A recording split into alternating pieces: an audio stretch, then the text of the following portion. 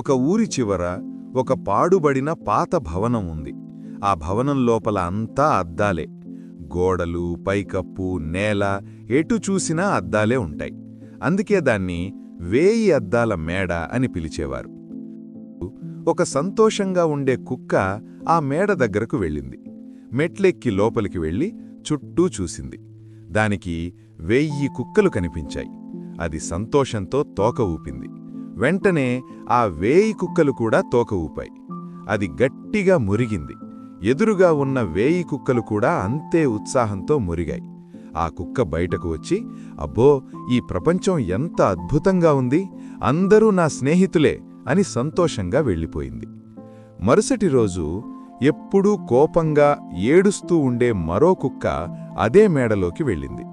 అది లోపలికి వెళ్ళి చూడగానే 1000 కుక్కలు కోపంగా తన వైపు చూస్తున్నట్లు అనిపించింది. వాటిని చూసి ఇది గట్టిగా అరిచింది. వెంటనే ఆ 1000 అద్దాల కుక్కలు కూడా దీనిమీదకు దూకుతున్నట్లు భయంకరంగా అరిచాయి. ఆ కుక్క భయపడిపోయి, ఈ ప్రపంచం చాలా చెడ్డది, అందరూ నన్ను చంపడానికి చూస్తున్నారు అని ఏడుస్తూ అక్కడి నుండి పారిపోయింది. నిజానికి ఆ 2 కుక్కలు వెళ్ళింది ఒకే గదిలోకి. కాని ఒకదానికి ప్రపంచం అందంగా కనిపించింది, రెండోదానికి భయంకరంగా కనిపించింది.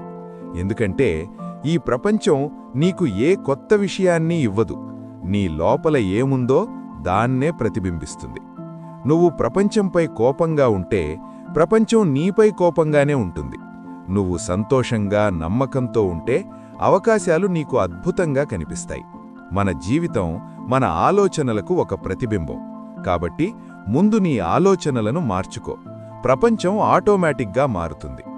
పరిస్థితులను నిందించడం మానేసి మన దృష్టికోణాన్ని పాజిటివ్గా మార్చుకుంటే విజయం మన వెంటే ఉంటుంది.